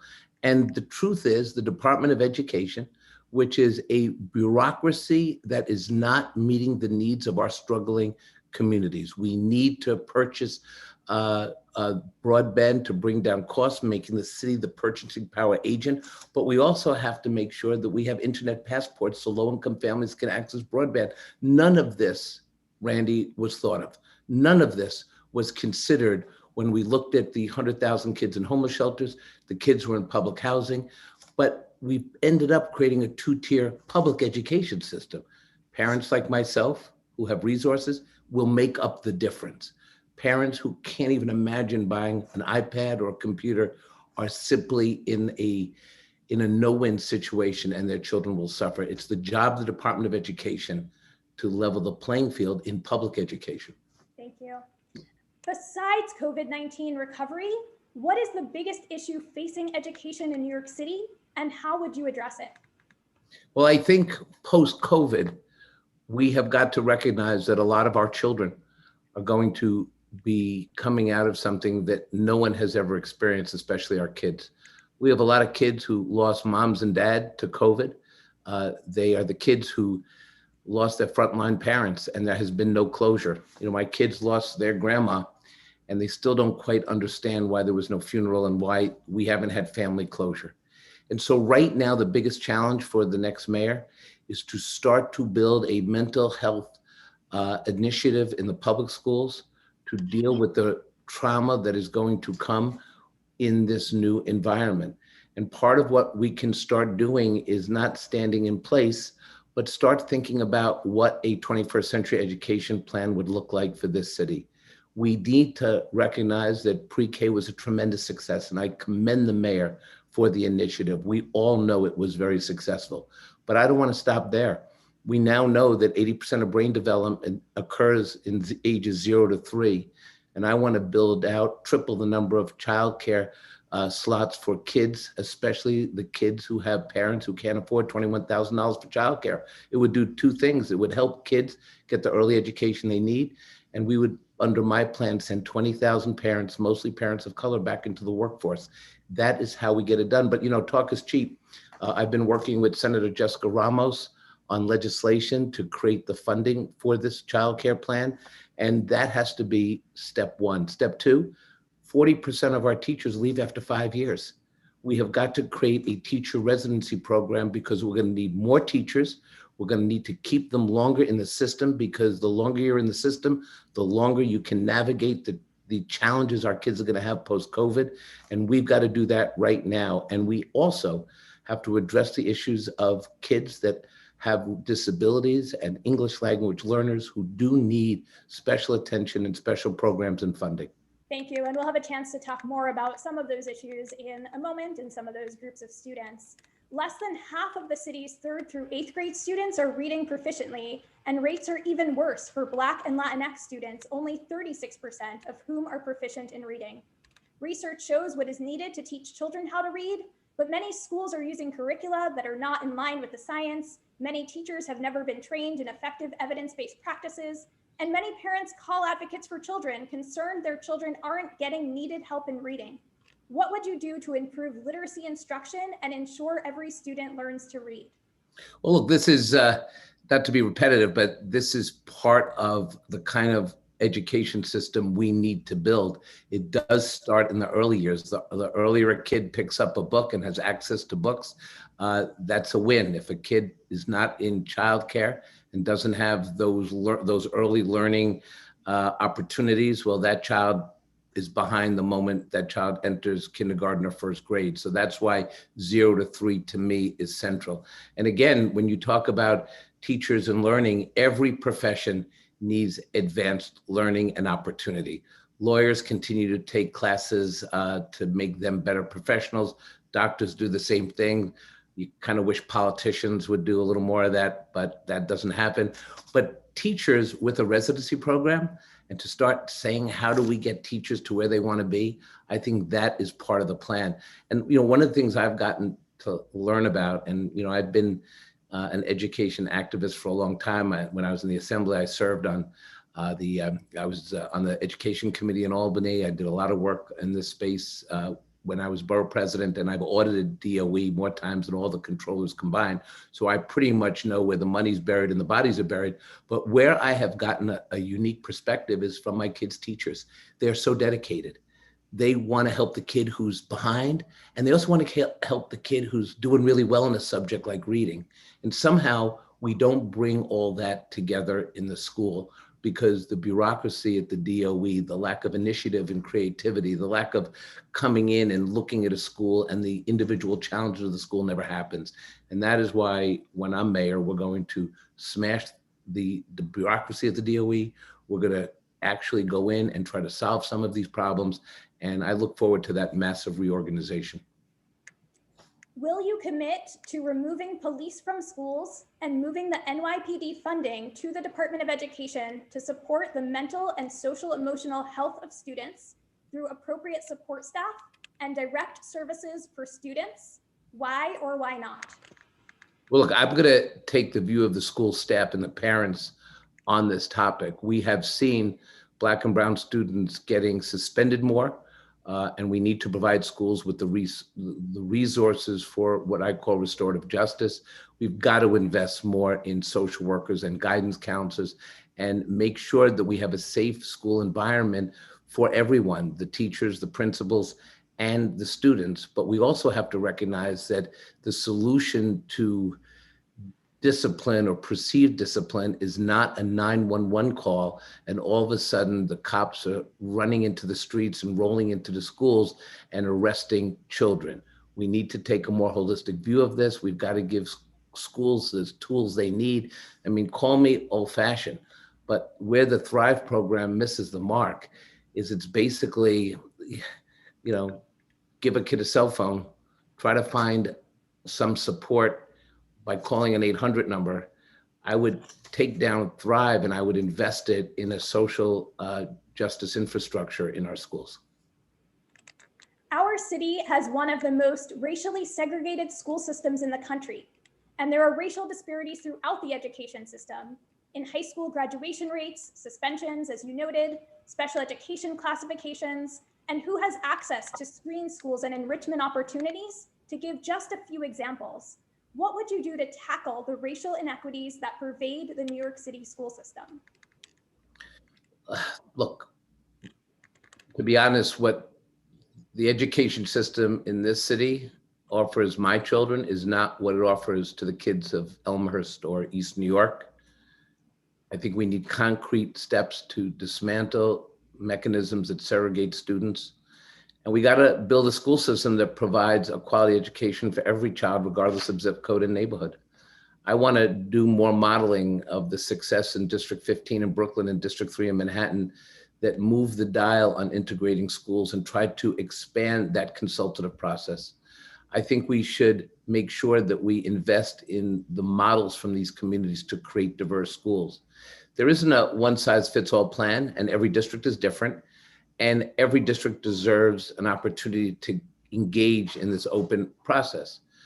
I will support efforts with funding and focus, but also we have to be more bold and we have to be more precise if we're really going to talk about ending segregation and building integration. So it's for that reason that as mayor, I would go to Albany and repeal Heck Calandra. I would end the Shazat test in the specialized schools. I would put forth an idea to bring the 7th grade test to the specialized schools. That's a test where kids get basically, it's knowledge based from what you learn in the classroom. I think studies have shown where Black and brown kids would be able to go to Stuyvesant and the specialized schools. I would also end geographic screens at the high school levels. We don't need to screen for geography. We need to give more students the opportunity to go to the high schools they want. And look, I have 2 kids in the GNT program. They tested my 4-year-old in order to get in. And we wanted to get in because we wanted our kids to play chess. That's what they liked. And we picked a school that we could do that with. And it doesn't make sense. We cannot keep testing 4-year-olds for GNT. And we have to give kids in all communities the equal resources they need. Look, a lot of kids, again, kids who have resources go to school from 8:30 in the morning till 2:30 in the afternoon. And then, you know, if you have money, you can get your kids into after-school programs. I mean, the good after-school programs, chess, robotics, you name it. It's a couple $1,000s. And the truth is, many parents can't afford that. And we have to go district by district and school by school and make sure that we have an education system that has no barriers, that every child gets what they need to succeed. And we have to start centering an equal education philosophy in New York City. Thank you. 1 out of every 5 students in New York City is a student with a disability, and 1 in every 8 is an English language learner. Yet it often feels like the needs of these students are an afterthought in policy decisions.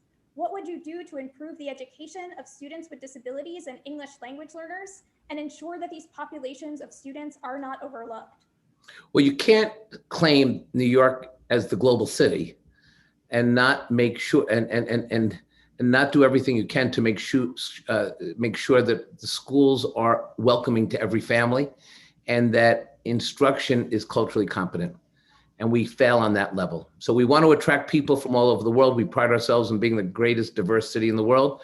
But when it comes to educating kids, we don't bring the resources home. And we certainly don't do that for children with disabilities. And we have to look at new ways to do that at the school level and in the classroom level. And we have to make sure that in classrooms that have the most challenges, but also the smartest kids, we've got to make sure that they have the resources they need to succeed. And I will make sure that happens. In our final 30 seconds, what would you do to bring the city's agencies together to ensure that students who are homeless have the support they need to thrive? You know, as controller, I've done the audits and investigations of our shelter system, and it is outrageous how our children in homeless shelters are treated. The reality is the system is broken within the shelter system, and we're tonight going to have 30,000 kids sleep in a homeless shelter.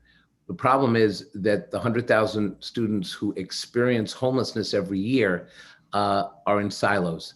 And what I said in September, and I meant it not just because of COVID, but going forward, we must have an interagency director of students in temporary housing to meet the education needs of this very vulnerable population of students. And I will appoint this position from within DOE so that we can have direct liaisoning with Department of Homeless Services and DYCD. We have got to put the lack of internet access on the table. We have to wire the shelters, but we also can't slow walk this because we're having these kids fall farther and farther behind. One of the investigations, one of the work that we showcased in the shelter system is the fact that when kids are not ending up in school, this is pre-pandemic, the schools don't call the homeless shelters. They don't call the parents if they live in a homeless shelter. But if my kid is a half hour late, they send me to the principal's office. And that is part of the systemic racism that pervades this education system. And so we're going to have to take bold action. We're also going to have to hold the mayoral candidates to a standard of being specific on these issues. And I think parents and advocates have a right to ask what happens on day 1, 2022, when the new mayor takes office. What's the 100-day plan to reform the Department of Education? Controller Scott Stringer, thank you so much for taking the time to join us this evening. Good luck out there on the campaign trail. Thank you, Randy. It's now my pleasure to introduce Carlos Menchaca. Carlos Menchaca is a city council member representing neighborhoods in Brooklyn and chairs the city council's immigration committee. Thank you so much for joining us this evening. As a reminder, we're asking candidates to keep each answer to 2 minutes so the audience can hear from you about a range of education topics, and I'm going to dive right in. The next mayor will take office at a time when students have experienced unprecedented learning loss, with a disproportionate impact on students of color, students with disabilities, English language learners, and students who are homeless, among other historically marginalized populations. What will you do to get students back on track following the pandemic? Thank you, Randy, and thank you everyone who is listening. Many people who are listening today are non-English speakers. And so the first thing that we need to do is to commit to a language access program to ensure that everyone gets quality information as we transition to a post-pandemic world. So much of what I saw from the district office as council member were misinformation that was coming from everywhere. That one thing can actually connect resources to families. The second thing that we need to do is actually bring massive amounts of new capital funding to our schools to ensure that they have what they need. I heard from my parents that we need more Wi-Fi access, not just in the schools, but in their homes. There are iPads that were sitting in rooms at the DOE and not in homes. That that should be criminal. We also need to really beg our Department of Education to put a focus and investigation on District 75 schools, because that's where some of the most vulnerable kids, our students with disabilities, are failing. They're failing because we are failing them. We need to bring more attention to our District 75 children who are sometimes bussed out of our neighborhoods where they can go down the street to a District 75 school. These are the biggest issues that I saw, and there's a lot more, but I think you get the point. We need to bring investment and bring the power of the parents and our students and our teachers to the forefront to understand those issues and solve them. Thank you. And that question focused on COVID-19 recovery. Of course, there were many long-standing inequities. So besides COVID-19 recovery, what is the biggest issue facing education in New York City, and how would you address it? One of the biggest issues, and these are two things that I think are kind of twin issues. One is the incredible segregation. This is something that has been reported on, has been talked about, and yet the city becomes even more segregated. But what is also segregated is not just our children, it's our resources. In District 15, parents led a movement supported by a lot of us to remove screens from middle schools. When we brought parents together from Sunset Park and from Park Slope, we had so much trouble because they were talking about very different needs. Parents from Sunset Park were asking for more resources for their schools that were overpopulated, that didn't have space for music and art programs. This is what is the conundrum that we can solve with more resources. And I'm so happy to report that partnering with our schools leadership, our parents and our kids in Sunset Park, there are 7 new schools on the way to District 38. That's the power of organizing, and that's the power of voice. And so I think those are the kind of things that we need to immediately throw ourselves in front of and get done. And we can do that. Thank you. Less than half of the city's 3rd through 8th grade students are reading proficiently. And rates are even worse for Black and Latinx students, only 36% of whom are proficient in reading. Research shows what is needed to teach children how to read, but many schools are using curricula that are not in line with the science. Many teachers have never been trained in effective evidence-based practices, and many parents call advocates for children concerned their children are not getting needed help in reading. What would you do to improve literacy instruction and ensure every student learns to read? So this is an important question and something that hits me home. Like I said, I went to Head Start. My first language was Spanish. English was my second language. And so I intimately understand this issue. And so much of what I think can happen for literacy happens from 0 to 5. And that is a place where I think we need to focus more attention. So much of the evidence-based work never makes it into curriculum into our schools. And so this is what the advocates have been asking us to do, is to bring more evidence-based instruction, to retrain teachers, to be able to give them what they need to help kids move through learning programs. I think the other component to this are massive, large classroom sizes. That needs to change. We need to build more schools, but part of that is also ensuring that we commit to lowering our class sizes. That's one of the things that I think can be more impactful, so that teachers can actually bring more attention to our students. And also the material that that our kids are learning. I was talking to some kids during COVID, and the material that they're reading has nothing connected to who they are as people. In a city as diverse as ours, they're learning about things that happened in England. And when I saw that, I thought, I don't know how these contracts are getting into the Department of Education, but that needs to change. And so this is a massive and bold restructuring of how literacy happens. And then the last thing I want to say is that literacy also happens at home. My mom did not speak English. And so how do we bring more adult education so that our kids are learning with their parents? That is a beautiful thing that I think we have yet to understand that we can fund. Will you commit to removing police from schools and moving the NYPD funding to the Department of Education to support the mental and social emotional health of students through appropriate support staff and direct services for students? Why or why not?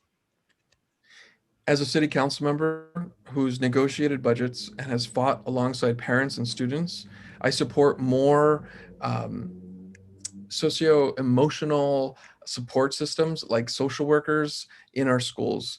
Our budget demanded that, and we got that.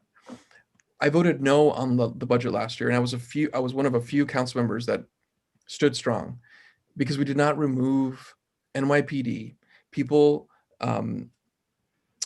officers that can trigger pathways and pipelines to jail for many of our young people.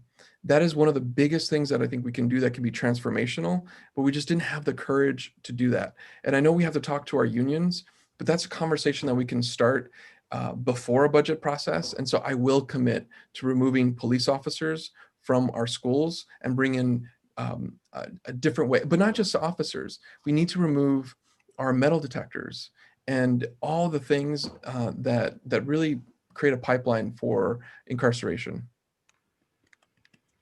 Our city has one of the most racially segregated school systems in the country, and there are racial disparities throughout the education system in high school graduation rates, suspensions, special education classifications, and who has access to screen schools and enrichment opportunities, to give just a few examples.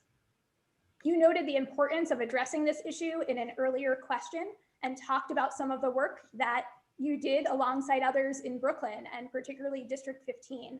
If you're elected mayor, what would your next steps be? What would you do to tackle the racial inequities that pervade the New York City school system? Well, again, one of the things that I have to say is we have to redistribute funding. That means that we have to put more funding into the education system. The DOE can really restructure itself so that we're putting more resources so that every school has what they need to bring high quality education. But the screens that we removed in District 15, and now we are in temporary removal, has to be permanent. I'm also in support of removing the specialized high school test to ensure that we give equal access to the incredible energy of parents that want to get their kids into a high school, a good high school. Every school should be funded like a specialized high school. This is why I fought for a specialized high school concept, a STEAM center at the Industry City site that didn't work out, but was a big ask of our neighborhood in Sunset Park that can actually bring education closer to new industries and allowing kids to really see their future. That's the power of education, and bringing that into our neighborhoods, into every neighborhoods, is going to require resources. That's how I think we can really tackle this, because resources are concentrated in white neighborhoods, and that needs to change. 1 out of every 5 students in New York City is a student with a disability, and 1 in every 8 is an English language learner. Yet it often feels like the needs of these students are an afterthought in policy decisions. What would you do to improve the education of students with disabilities and English language learners and ensure that these populations of students are not overlooked? This is something that's really important to me. And as the chair of the Immigration Committee, we have seen time and time again that English language learners are not only forgotten, but not given the adequate legal resources that that the city is required to give them. That needs to change. But that we have to also think about our District 75 children. And in Sunset Park, we have had a massive movement of parents saying that their kids deserve an equal opportunity and really challenging this equity question so that every kid has what they need. An investigation needs to go into how we are structuring our District 75 schools to ensure that they have not just the space, but the access for parents. English language learners mean that they are part of immigrant communities. So many issues happen with language access. And this is why I started this whole conversation with that. As someone who grew up with a family where English was not spoken at home, I know that so much is put on our kids to tackle big issues and translate for parents. None of these things should be put on young people and our kids. And so if we can just remove the language barriers, bring more resources to our communities, and give parents the power to help us reshape this new education system that we need, we'll be able to get what we need. And so that's really the kind of pivotal approach from my administration, is to empower our parents in our communities and bring more resources. More than 100,000 New York City students were homeless over the course of the last school year, and the pandemic highlighted the need for better coordination between the Department of Education, the Department of Homeless Services, and other agencies to serve these students. What would you do to bring the city's agencies together to ensure that students who are homeless have the support they need to thrive? There's no doubt that this requires a multi-agency, interagency approach. And because I believe that we have to restructure our government to support our most vulnerable New Yorkers, which include and must focus on our homeless families and our children that are in the system right now, that are sleeping in shelters and not going to school, is ensure that everybody that needs to be at the table is at the table, not just DSS, but the Department of Education, HRA, to ensure that everybody that needs to be supporting a family is able to support the family. This is why we need housing. Removing our dependence on shelters is key to my administration. I want to bring permanent, affordable housing to our communities to ensure that we can actually convert hotels into permanent housing rather than shelters. This is going to be critical to stabilize a family, and that's what the families who are coming into my office are asking us to fight for. And I think we can do that with a Green New Deal that brings in massive amounts of capital money to ensure that people have access to homes. That is the most critical thing I think we can offer our homeless families. In our final 30 seconds, language access is a major barrier that Advocates for Children sees for the families who we serve, and families often have difficulty getting help from their schools, feeling welcomed in their schools because of that lack of language access. And given your emphasis on the importance of that issue, what are the first steps you would take to improve that situation and ensure that families can be full participants in their children's school, regardless of the language they speak? One of the first things that can happen and should happen now in this budget in 5 months is to fully fund translators and interpreters for every school. Schools should not have to beg or ask parents to help translate in meetings. That one thing will allow for more power to be generated and more organizing to happen. And so that's the kind of biggest game changer. We know that the Department of Education uses phone interpretation services. That has to be better. That technology, it doesn't always work well, and having someone in person will allow for that to happen. And then finally, so many of our families are also not able to access language services because they are coming from indigenous cultures in Mexico and African countries that are not yet known to the Department of Education or the city itself. We need to be bold and ensure that every family that comes in can get the language access they need. And that's going to require resources, but this is where we need to be spending our money and our time. Thank you. Councilmember Carlos Menchaca, thank you so much for taking the time to join us this evening. Good luck out there on the campaign trail. Thank you so much. Good night and be safe. To close out this evening, it's now my pleasure to introduce Kwanda Francis, who is currently an accountant, data scientist, and the president of Sykes Capital Management, a fintech firm based in New York City. Thank you so much for joining us. As a reminder, we're asking candidates to keep each answer to 2 minutes so the audience can hear from you about a range of education topics. And I'm going to dive right in. Okay. The next mayor will take office at a time when students have experienced unprecedented learning loss, with a disproportionate impact on students of color, students with disabilities, English language learners, and students who are homeless, among other historically marginalized populations. What will you do to get students back on track following the pandemic? I'd like to first say thank you for having me. And first off, the goal would be to ensure that all students are safe and administrators are safe and teachers are safe. But what I would do is a part of my platform is to now introduce machine learning recommendation systems into the K through 12 education system. I think that we need to rethink education. At this juncture, we are still educating students as if, we're training them to go into manufacturing and all of these different industries that are obsolete.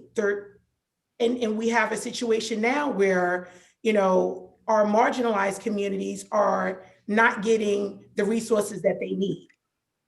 And as a data scientist and someone that understands that we need to know our student population, we need to know, what resources parents need. We need to address the information divide. We need to address the fact that there's information poverty. When parents are informed, they make good decisions.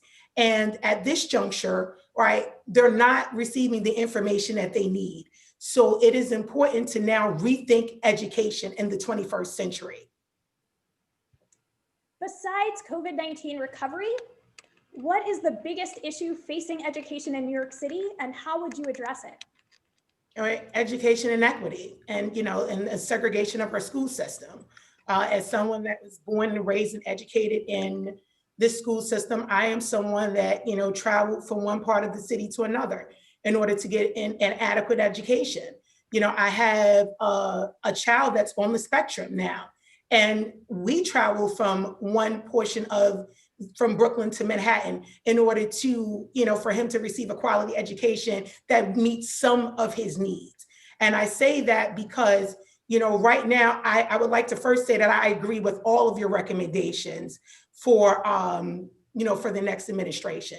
Every single one of them is robust, it's targeted, and it will bring us to a place of integration. And when I say integration, I mean one that addresses the disparities. Yeah, we can get rid of the specialized testing, we can get rid of all of these different measures, but will that adequately address the disparities in our education system? We don't measure fish on their ability to move on land, but we're still implementing this sort of process in terms of education. And again, it starts with rethinking education, understanding the needs of each individual student. We have students in different parts of the world that are introduced to coding as early as 6 years old. And here in New York City, our great city, we still have a situation where we are struggling to figure out how to best educate our most vulnerable population. And we have, as I said, I've introduced machine learning recommendation systems because the technology is already there. If marketers are able to use with precision, this technology to determine, what they think we would buy, why can't we utilize that same technology for education? Thank you. Less than half of the city's 3rd through 8th grade students are reading proficiently, and rates are even worse for Black and Latinx students, only 36% of whom are proficient in reading. Research shows what is needed to teach children how to read, but many schools are using curricula that are not in line with the science. Many teachers have never been trained in effective evidence-based practices, and many parents call advocates for children, concerned their children are not getting needed help in reading. What would you do to improve literacy instruction and ensure every student learns to read? And first off, we would look at the data. We have to understand the population that we serve. Can you imagine a business being successful without adequately understanding their without adequately understanding their customer? No, there would be, I show you a business that's obsolete, but that's how we're approaching education, right? It's a one size fit all. And instead of us looking at a situation where our curriculum, students need to adapt to our curriculum, we need to adapt our curriculum to our students' needs. And I look at some of these same students that I know and that have very low literacy rates, but on the technology front, they're excelling.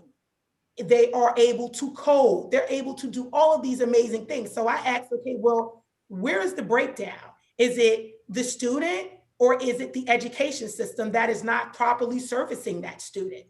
If we have students that can recode credit cards that have dropped out of high school, you can't tell me that those students don't have the ability to perform well in the right environment. And everything is about creating the right environment. And our students right now, a lot of them don't, in marginalized communities, don't have the right environment.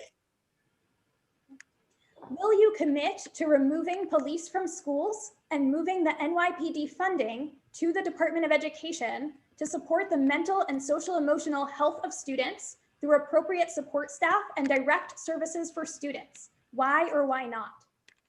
Well, what I would first say is that the school safety officers that are currently in the school system are civilians.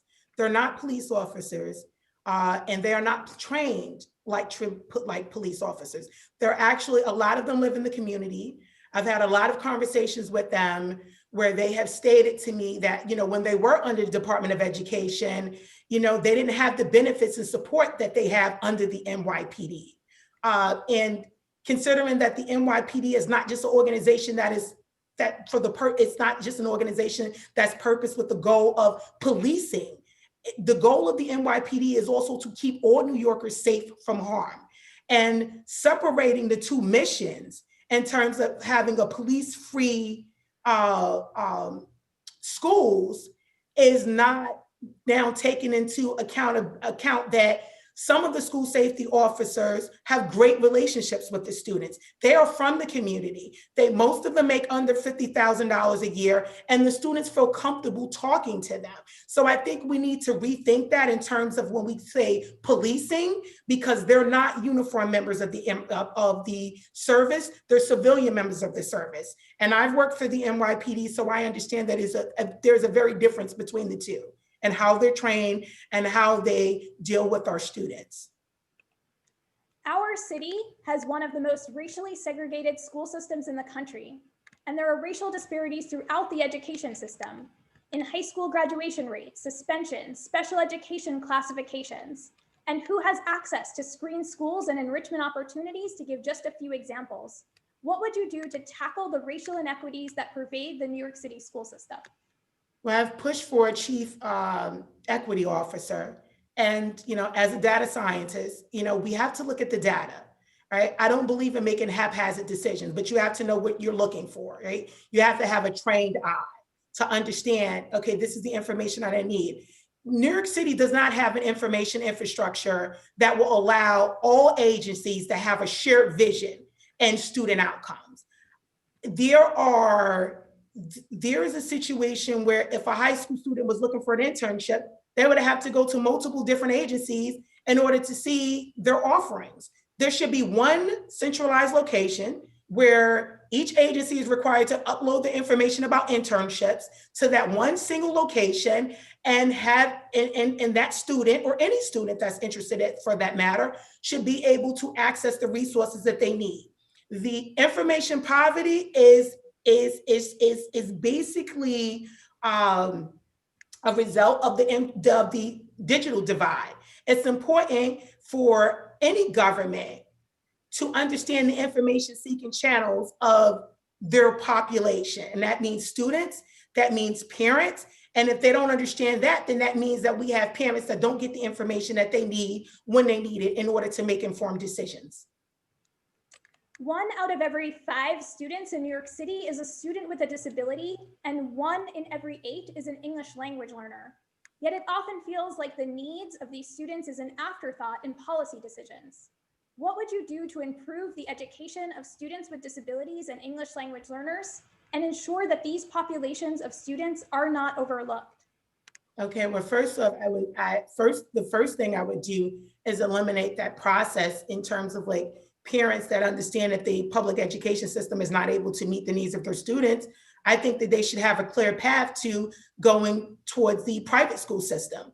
I don't believe that they should have to be tied up in costly litigation when we know that when the Department of Education understands that they don't have the resources that they need in order to meet student needs. I also think that, you know, any student that's mandated services, if they miss those services, the Department of Education should be required to not only keep track of the number of services that are missed, but ensure that they're able to now compensate those parents or ensure that those students receive those missed services, whether it's occupational therapy, whether it's speech therapy. You just have a situation where there's mandated services, but the providers are not, they're not required to in this remote learning space, they're not required to even ensure that each student that is eligible for these services receive the services that they need. So, and then to take it a step further, to require a parent to now file a costly lawsuit and take on the Department of Education in order to ensure that that child gets the quality education that they need, when there's schools like the Aaron School and all of these great alternatives for students with disabilities. I think that that's one thing that my administration would address immediately. Ensuring students with disability get the services that they need if they were missed, mandating them, addressing the fact that we don't have enough, providers to, for our students. And thirdly, I think that my son is in District 2, so they've done a very good job in terms of like sharing resources. One of its providers is from a different school. So, I think that we need to duplicate that sort of success throughout New York City, expand ASD and Horizon programs. I think the NEST program is amazing. And, and there are communities that will benefit from that. So. Thank you. And for our last question of the evening, more than 100,000 New York City students were homeless over the course of the last school year.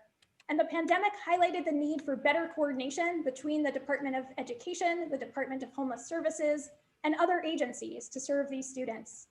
What would you do to bring the city's agencies together to ensure that students who are homeless have the support they need to thrive? So one of my plans for my platform is to bring all of our services and all of our agencies online, so our agencies can talk to each other.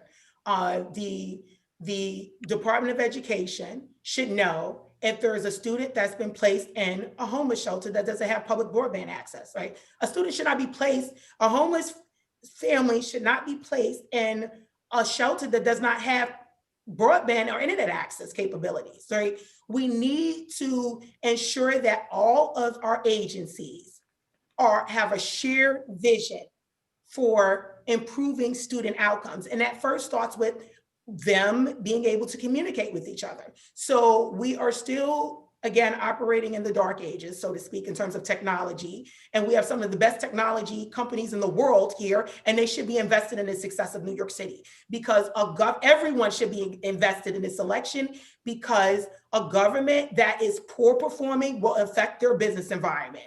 And so we need to understand that the technology is there.